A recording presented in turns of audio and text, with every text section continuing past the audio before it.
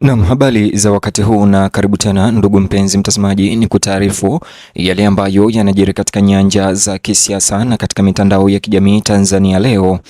Hatimaye habari njema kwa Tundu Lissu mahakamani akiwa gerezani ndani ya kesi inayomkabidhi ya uhaini. Furaha za shuhudiwa Chadema baada ya Samia Suluhu na serikali yake ya CCM hatimaye kulegeza kamba kwa mara ya kwanza kwa kesi yake ya uhaini. Bonyeza alama like kisha bonyeza neno subscribe na alama kengele chini ya video hii kabla nikutaarifu na nikuonyeshe ripoti hizi kwa kina na kwa undani zaidi. Habari za maendeleo makubwa ya kisheria katika kesi ya uhaini inayomkabili makamu mwenyekiti wa Chadema Tundu Antipas Lissu zimeibua upya sura ya mahakama na kisiasa ya Tanzania leo, huku wafuasi wakieleza uamuzi wa hivi punde wa serikali ya Samia Suluhu wa CCM na wa mahakama kuwa ni wakati wa matumaini uliosubiriwa kwa muda mrefu. Hii ni baada ya kulegezwa kamba. Mahakama Kuu ya Tanzania Masjala ya Dar es Salaam imethibitisha kuwa kesi hiyo ambayo ilikuwa imezuiliwa na kusimamishwa kwa muda mrefu kwa wakati usiojulikana, hatimaye rasmi kesi hiyo itaendelea kusikilizwa kikamilifu tarehe mpya iliyotangazwa sasa hivi, hatua ambayo wengi ndani ya upinzani wanaona kuwa ni hatua ya uwazi na mchakato unaostahili baada ya miezi kadhaa ya sintofahamu na kesi hiyo kusitishwa ghafla. Kwa mujibu wa ratiba rasmi za mahakama, kesi hiyo ya Tundu Lissu ya uhaini iliyosajiliwa kwa jina la kesi ya kikao cha jinai namba 19605 ya mwaka 2025 imepangwa kusikilizwa kuanzia Februari tarehe 9 mwaka huu 2026 hadi Machi tarehe 6 mwaka 2026. Mtazamaji, inakuja kama afueni kubwa kwa Chadema na Tundu Lissu baada ya kulia na kulalamika kwa muda mrefu kwa kesi hiyo kusitishwa bila tarehe rasmi kuwekwa, lakini hatimaye mahakama na jaji mkuu wameweza kuweka Februari tarehe 9 hadi Machi tarehe 6 siku za kusikilizwa kesi hiyo ya uhaini. Hatua hiyo inafuatia kutolewa rasmi kwa hati ya wito wa mahakama kwa Tundu Lissu kuagiza afike na kushiriki katika shauri hilo. Kwa wafuasi wake, ukweli kwamba swala hilo sasa limewekwa kwa udhabiti kwenye kalenda mahakama mwaka huu inatafsiriwa kuwa habari chanya na nzuri, kuashiria kwamba awamu ya muda mrefu ya kabla ya kusikilizwa imefika kikomo na huenda Tundu Lissu akaweza kusikiliza na hata kushinda kesi hiyo. Mahakama Kuu imedokeza kuwa kesi hiyo ya Tundu Lissu ya uhaini itasikilizwa na jopo la majaji watatu ambao ni Jaji D. Ndunguru pamoja na Jaji J. Karayemaha na Jaji Kiwonde. Mtazamaji, hata hivyo, waangalizi wa sheria wanaona kuwa uteuzi wa benchi kamili unasisitiza uzito wa mashtaka, huku pia ukitilia mkazo matarajio kwamba kesi hiyo itashughulikiwa kwa ukali zaidi wa utaratibu.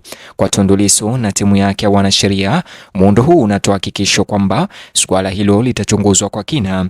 Udhibitisho wa ratiba mahakama pia uliwasilishwa na mkurugenzi wa sheria wa taifa wa Chadema Gaston Galubindi, ambaye aliwataka wanachama wa Chadema wa chama hicho cha Tundu Lissu na wananchi kwa ujumla wa Tanzania kufuatilia shauri hilo kwa karibu na kwa makini katika kesi ya uhaini. Alitaja vikao vijavyo kuwa ni mtihani muhimu wa uhuru wa mahakama, uwajibikaji na uzingatiaji wa sheria. Ndani ya chama, tangazo hilo limeonyeshwa kwa upana kama hatua ya mabadiliko baada ya kile wanachokiona kuwa ni kipindi kirefu cha shinikizo la kisheria na kisiasa.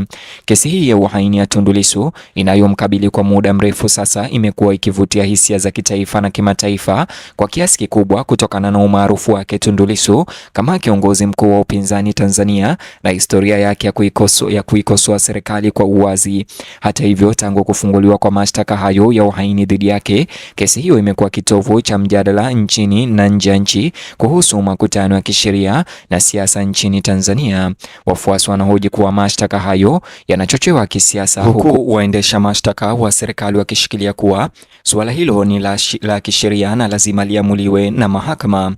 Hata hivyo, kilichofanya maendeleo ya hivi punde kujulikana hasa ni mtazamo miongoni mwa duru za upinzani kwamba mahakama hatimaye inaruhusu kesi hiyo kusonga mbele baada ya kusimamishwa kwa muda usiojulikana kwa njia pia ya uwazi na yenye maamuzi. Kwa miezi kadhaa, ucheleweshwaji na masuala ya kiutaratibu yalikuwa yamechochea kufadhaika na uvumi, huko serikali ikishambuliwa kwa kuweza kutatiza kesi hiyo ya Tundu Lissu. Ratiba rasmi ya kusikilizwa kwa kesi sasa inaandaliwa kama ishara kwamba mchakato wa kisheria unaingia katika awamu muhimu zaidi na inayoweza kuamua iwapo Tundu Lissu ana makosa au ataachiliwa huru. Ndani ya Chadema, habari hizo leo zimepokelewa kama tukio adimu la matumaini katika kesi ambayo wengi wanaamini kuwa imewalemea viongozi na wafuasi wa chama hicho kwa muda mrefu. Maafisa wa chama wamesisitiza kwamba wanaona vikao vinavyokuja sio tu kama shindano la kisheria, lakini kama fursa kwa mahakama kuonyesha kutopendelea na kudhibitisha tena ulinzi wa kikatiba kwao. Hatua ya mahakama sasa inawakilisha fursa kwa Tundu Lissu hatimaye kukabiliana na mashtaka katika jukwaa linaloongozwa na sheria badala ya porojo za kisiasa mitandaoni.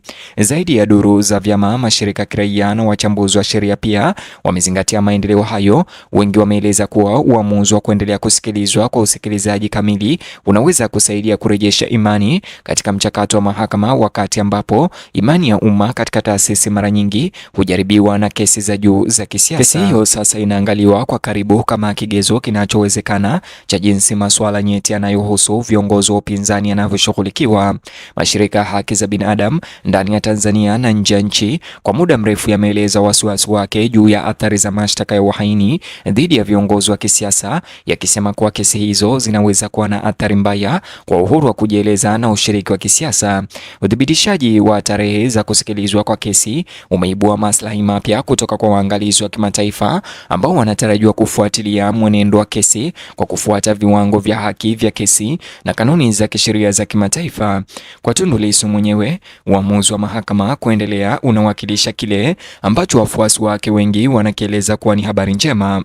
Katika kesi ambayo imeweka kivuli kirefu juu ya maisha yake ya kisiasa, Tundu Lissu, ingawa mashtaka bado ni mazito na matokeo yake hayajulikani, fursa ya kujitetea mbele ya jopo la majaji inatazamwa kwa makini kama hatua muhimu ya kusuluhisha suala hilo kwa njia halali mahakamani.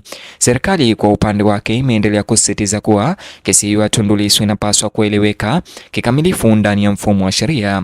Maafisa wamekariri kwamba hakuna mtu binafsi, bila kujali mfungamano wa kisiasa, ambaye hayuko juu ya uchunguzi wa kisheria na kwamba mahakama ndiyo mahali mwafaka hapa kubaini hatia au kutokuwa na hatia. Kwa mtazamo huu, vikao vilivyoratibiwa vinaonyeshwa kama ushahidi kwamba mchakato unaofaa unafuata. Hata hivyo, wakati huo athari za kisiasa za kesi hiyo ni ngumu kupuuza. Wafuasi wa Tundu Lissu wanasema kuwa mwenendo wa kesi hiyo ya muda mrefu wa kesi na uzito wa mashtaka umekuwa na madhara mapana kwa majadiliano ya kisiasa Tanzania, kukatisha tamaa upinzani na kuimarisha mitazamo ya haki ya kuchagua. Kwa hiyo vikao vinavyokuja mahakamani vinaonekana si tu kuwa ni vita vya kisheria kwa Tundu Lissu, bali kama wakati ambao unaweza kutengeneza mustakabali wa siasa za upinzani nchini. Mwitikio wa umma kwa tangazo hilo umekuwa wa haraka, hasa kwenye mitandao ya kijamii ambapo wengi wamekaribisha kile wanachokiona kama mafanikio yaliyosubiriwa kwa muda mrefu. Maneno ya utulivu na matumaini yameenea miongoni mwa wanachama na wafuasi wa Chadema ambao wana matumaini kwamba mchakato wa mahakama utatoa ufafanuzi na hatimaye utetezi wa kiongozi wao Tundu Lissu. Wataalamu wa sheria wanaonya hata hivyo kwamba ingawa kuratibiwa kwa kesi ni hatua muhimu ya kiutaratibu, hakuamui matokeo rasmi. Wanasisitiza kuwa uhaini ni miongoni mwa makosa makubwa kwa mujibu wa sheria za Tanzania na kwamba mahakama itapima ushahidi kwa makini kabla ya kufikia uamuzi rasmi.